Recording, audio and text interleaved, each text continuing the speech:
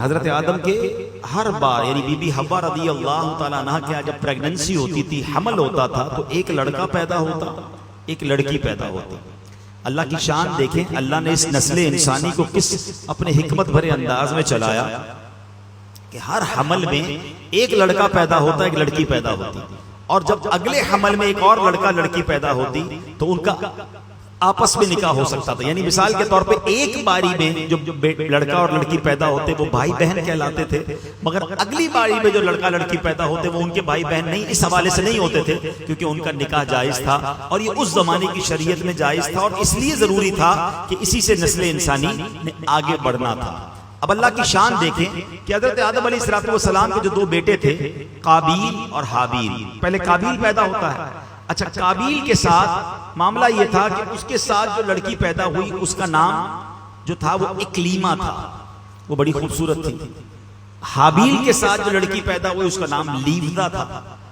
اب جب دونوں بڑے ہو گئے تو اسی شریعت کے قانون کے مطابق حضرت آدم علیہ السلام نے قابیل سے کہا کہ تمہارا نکاح لیوزا سے ہوگا، اور حابیل کو کہا کہ تمہارا نکاح اکلیما سے ہوگا۔ قابیل کہتا ہے نہیں، میرا نکاح تو اکلیما سے ہونا چاہیے۔ حضرت آدم نے سمجھایا وہ تمہارے ساتھ پیدا ہوئی ہے، وہ تمہاری بہن ہے، تمہارا اس سے نکاح نہیں ہو سکتا۔ وہ کہتا ہے نہیں، یہ تو آپ کا بنایا ہوا اصول ہے نا، میں نے نکاح کرنا ہے تو اکلیما سے ہی کرنا ہے۔ اب حضرت آدم علیہ نبینا علیہ السلام نے کہا اچھا ٹھیک ہے، ایسا کرو کہ تم دونوں بھائی اپنی اپنی قربانیاں پیش کرو، اللہ کی بارگاہ میں قربانی پیش کرتے ہیں، جس کی قربانی قبول ہو جائے گی ہم سمجھیں گے کہ اس کی بات مان لی گئی۔ اب کیا ہوا، اس زمانے میں صدقہ یا جو بھی پیش کیا جاتا تھا صدقہ، وہ قبول کیسے ہوتا تھا، قربانی کیسے قبول ہوتی تھی کہ آسمان سے آگ آتی تھی اور اس صدقے کو اس کو آگ لے کر چلی جاتی تھی۔ سرکار دو عالم علیہ السلام کی امت پر ایک اور مہربانی پتہ ہے کیا کی ہے؟ بہت ساری مہربانیوں میں ایک مہربانی یہ ہے کہ ہمارا صدقہ، ہماری قربانی ہم خود بھی استعمال کرتے ہیں، ہم آپس میں غریبوں میں بانٹ دیتے ہیں۔ ہماری قربانی کو آگ نہیں کھاتی، ورنہ پہلے جو بھی چیز پیش کی جاتی تھی وہ آگ لے جاتی تھی۔ سمجھ رہے بات کو؟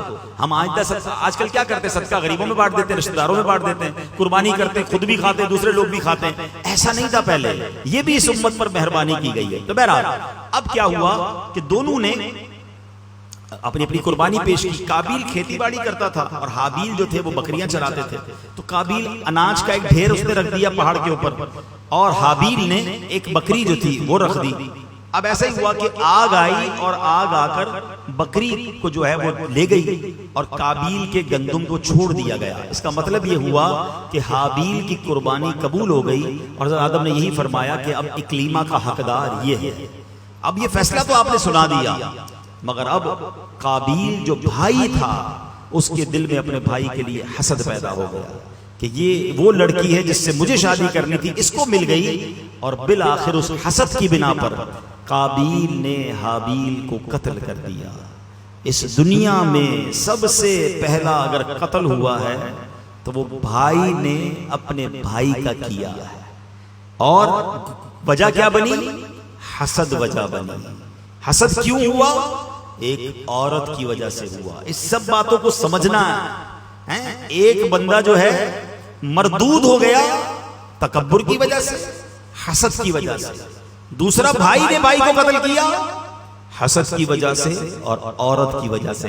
سمجھنی ہے یہ باتیں کہ یہ کتنے پرانے گناہ ہیں، یہ کتنے بڑے فتنے ہیں جو آج بھی مسلمانوں کے دلوں میں بس رہے ہیں، اور مسلمانوں کو اس کی پرواہ نہیں ہے۔ حدیث پاک کا مضمون ملتا ہے کہ جب تک دنیا میں کوئی بھی قتل ناحق کیا جائے گا اس کا گناہ جو ہے قتل کرنے والے کو تو ملے گا ہی، قابیل کو بھی ملے گا، کیونکہ اس نے یہ طریقہ ایجاد کیا۔ ایک اور بات سیکھنے کو ملی کہ جو گناہ کا طریقہ ایجاد کرتا ہے، گناہ پر لوگوں کو لگا دیتا ہے، لوگوں کو کوئی ایسا راستہ بتاتا ہے جس سے بندہ گناہ کرے، گناہ کرنے والے کو تو وہ گناہ ملتا ہے جس نے یہ راستہ بتایا، جس نے لوگوں کو لگایا، یہ گناہ جاریہ اس کے لیے بھی ہوتا ہے۔ تو اب کیا ہوا، قابیل نے حابیل کو قتل تو کر دیا، مگر جس کو پتا نہیں تھا لاش کو کرنا کیا ہے، اس وقت تک وہ مرا ہی نہیں تھا نا۔ اب تو ہمیں پتا ہے کہ مرنے کے بعد دفنایا جاتا ہے، اس وقت تک تو دنیا میں کوئی مرا ہی نہیں تھا۔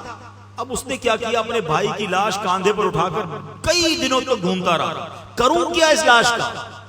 تو پھر اللہ کی شان دیکھیں، قرآن پاک میں یہ واقعہ موجود ہے کہ اللہ کریم نے 2 کوے بھیجے، ان کی آپس میں لڑائی ہوئی اور ایک کوے نے دوسرے کوے کو مار دیا۔ جب وہ مر گیا تو پنجے سے زمین کھود کر اس کوے نے دوسرے کوے کو زمین میں دبا دیا، تو قابیل کو پتا چلا کہ اچھا لاش کو دفنایا جاتا ہے۔ اب اس نے اپنے بھائی کو دفنایا مگر اس کے چہرے کا نور چھن گیا، وہ بڑی عجیب و غریب آفت میں مبتلا ہوا اور آخرکار وہ بھی دنیا سے چلا گیا۔